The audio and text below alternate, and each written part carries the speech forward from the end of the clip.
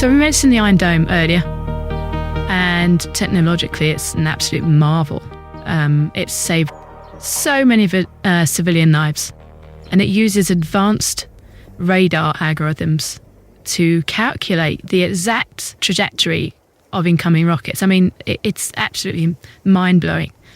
So basically it knows instantly if a rocket is going to hit an empty field or it's going to hit an apartment building. And if it's going to hit an empty field, it ignores it. And if it's going to hit an area where there are civilians, it fires an interceptor up into the sky and takes the thing out. And it probably, we haven't looked into this, but it probably calculates where the best place is to intercept it so that it doesn't cause shrapnel damage on the ground. But the cost asymmetry of that system is absolutely mind-blowing, as we said. Like, the sources break down the actual numbers that we've looked at, and they are absolutely grim. So when Hamas or Hezbollah fires a basic unguided rocket, it's basically a metal pipe that's packed with fertilizer, it costs about $500, maybe to $1,000 or something like that.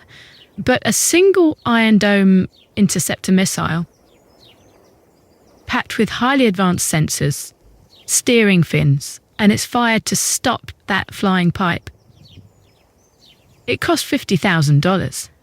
And if the threat's larger, say a precision-guided cruise missile or a heavy drone, Israel has to use the David Sling system, which is the next layer. And per interceptor, that costs, I mean, this is staggering, $1 million per interceptor. Or the Aero system for ballistic missiles, which we are seeing all the time at the moment, which is even more expensive. So you have a $500 piece of flying scrap metal forcing a $50,000 high-tech response. That's like 100 to 1 cost difference. So it means when an adversary fires a massive barrage, like 100 or 500 rockets in an hour, they're doing this to try and overwhelm the system, because the system can't cope with that barrage, that amount. What they're doing is another axis of war here. They're waging a war of economic attrition. They're basically, the barrage is deliberately designed to saturate the radar, to drain the limited interceptor stockpiles and put such a financial strain on the Israeli state.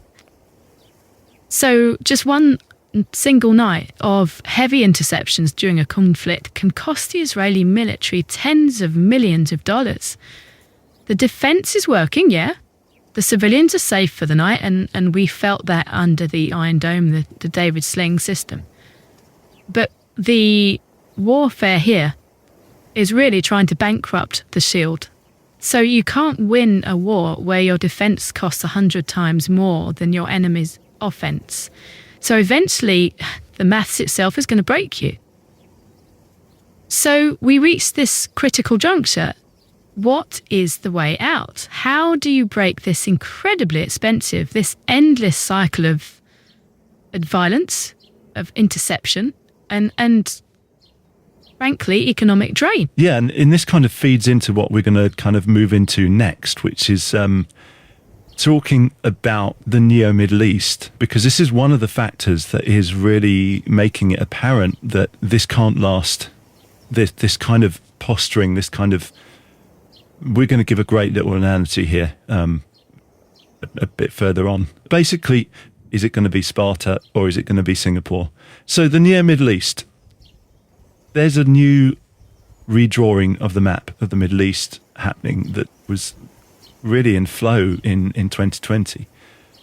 It used to be Arab states versus Israel, but that era is definitely over.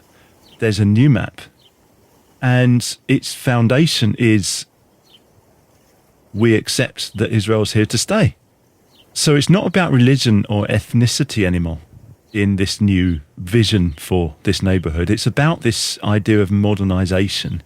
And we call this the modernization axis, really, because on the other, the resistance axis, and that's deliberately self-named, by the way, even the language itself tells you a lot about the mindset, doesn't it? Yeah, yes, another example of how a mind gets concretized in language. They call themselves the resistance axis. Yeah. So yeah, they resist this modernization because it's existential and it's something you're not going to compromise with. You are going to push back against it. Exactly. So the modernization axis, who does that include? Well, it's Israel, the United Arab Emirates, Bahrain and Morocco.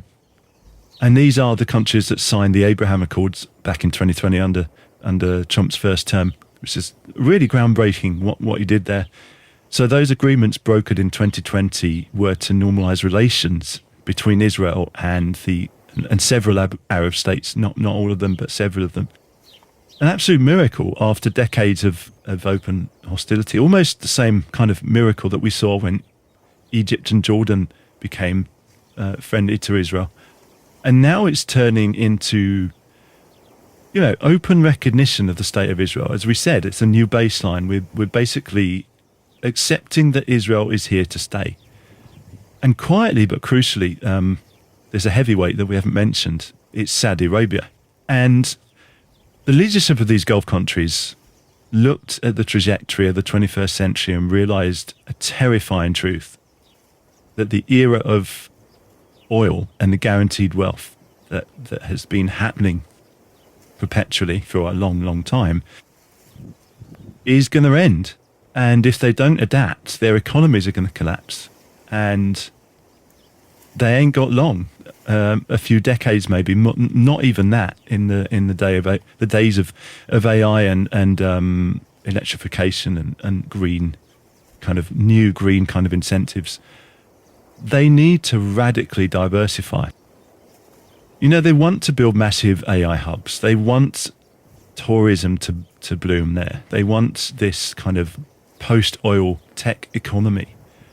They want to be the Singapore of the Middle East. And this is where we get into what we were saying before. Yeah.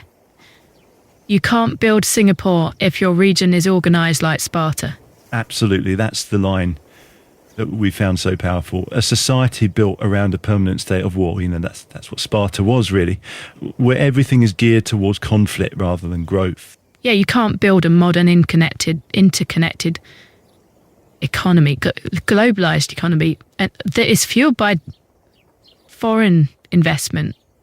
If your neighborhood is defined by permanent ideological war, closed boundaries and constant looming threats of ballistic missiles raining down from the resistance axis. We're kind of seeing that now in this latest war.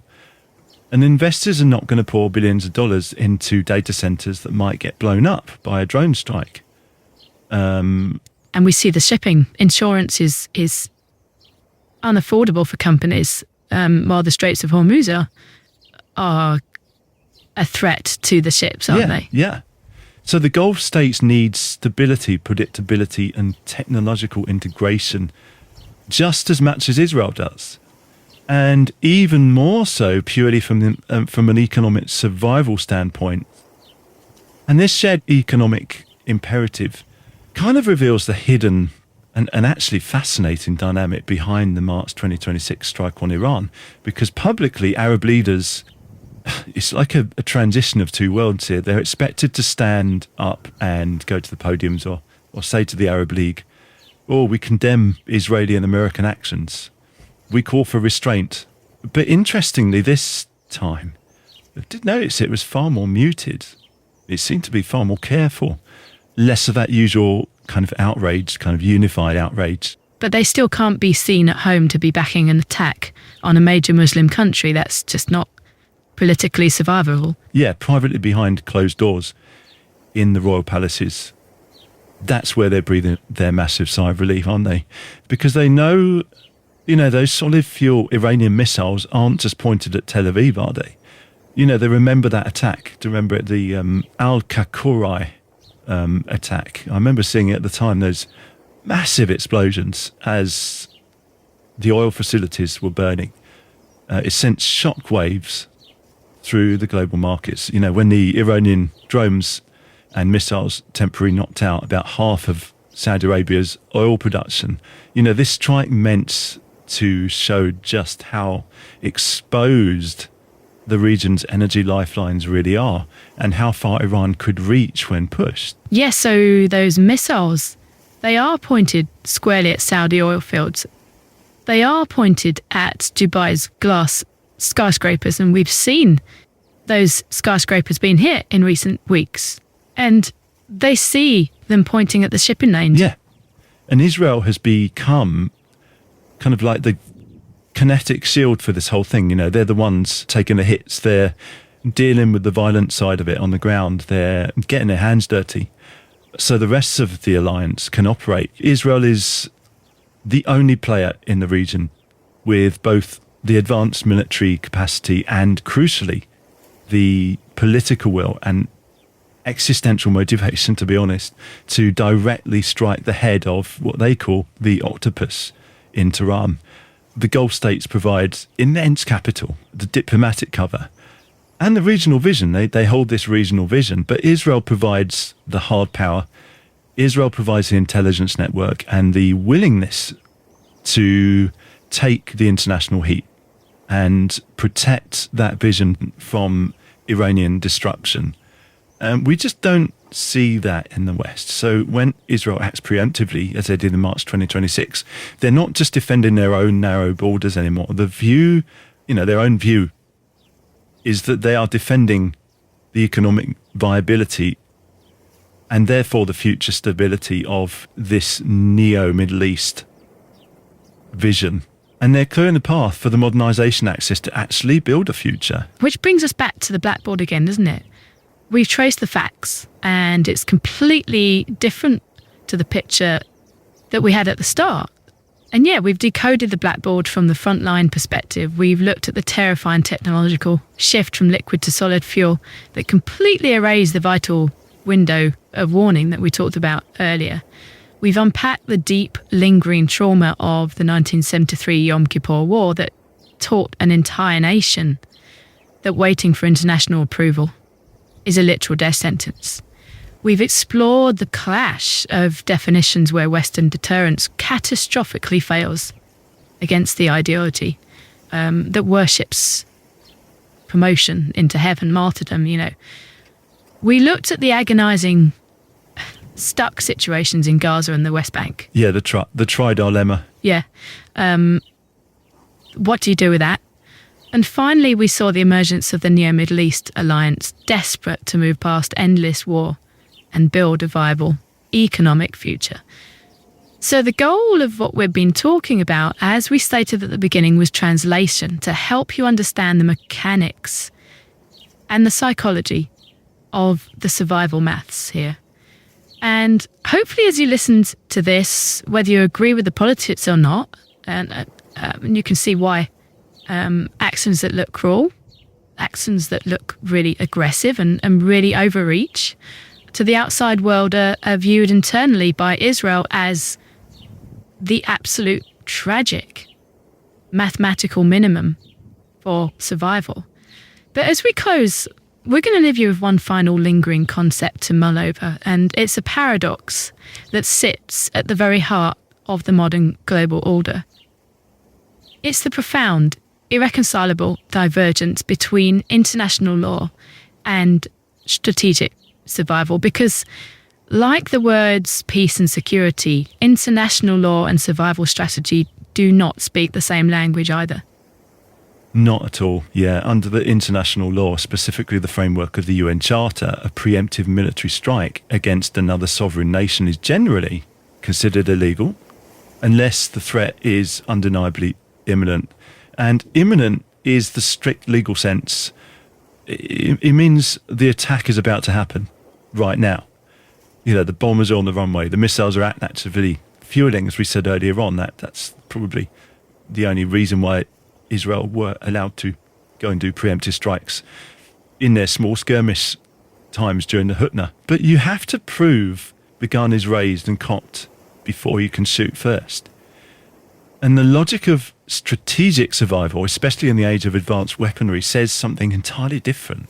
If you wait under a nuclear-armed martyrdom-driven adversary and wait for the time when it's legally okay, especially when they're using solid fuel missiles that take only minutes and you don't have a lot of warning.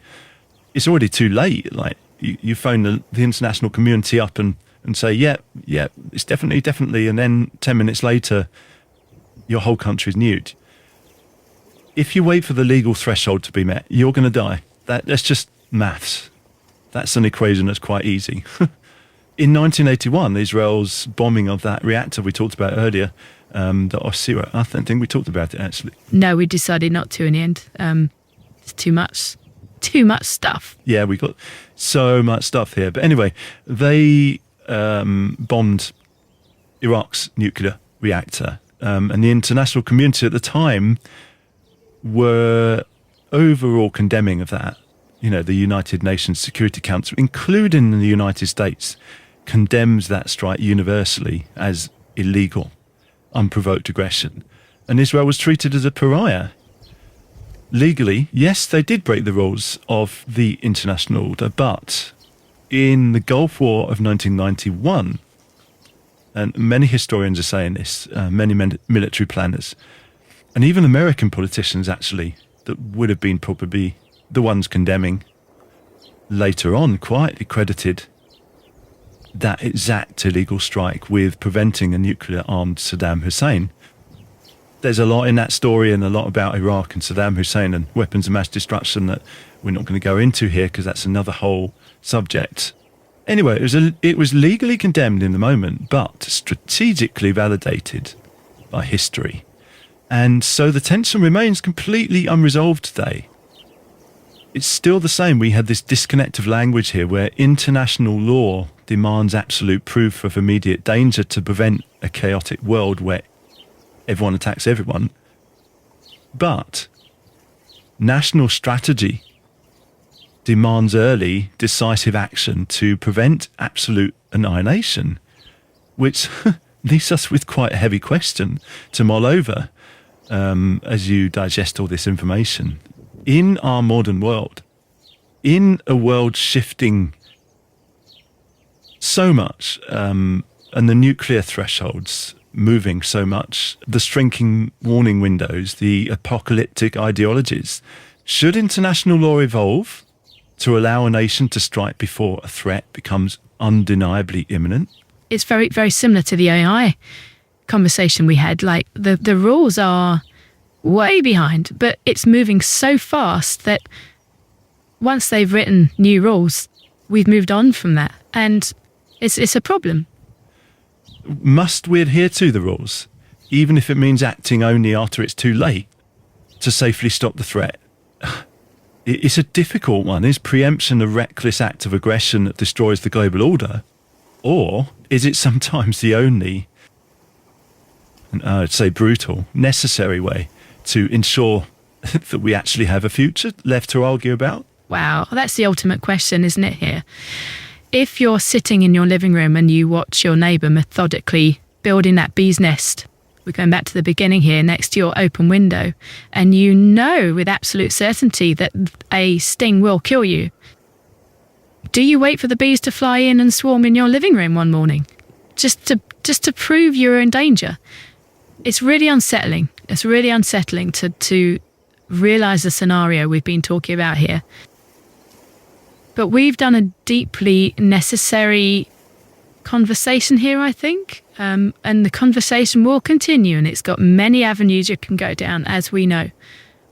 But I think understanding the events shaping our world is so important to actually save us from a hell of a lot. Yeah. Think of it in terms of the Tower of Babel. If you take away anything, we've got to start hearing each other. We've got to start talking with each other rather than talking at each other. And you know, I just think in that film Barbie. Oh, you mean brilliant phrase. Ken was playing at Barbie, you know, and there's this whole movement where they use that against the Kens, and the men love playing at their girlfriends. Like, look at me, I'm so amazing. Yeah, that was hilarious, that point in the film. But yeah, talking at each other rather than talking with each other. That might be the trajectory towards the end of the world. And we need to learn a lot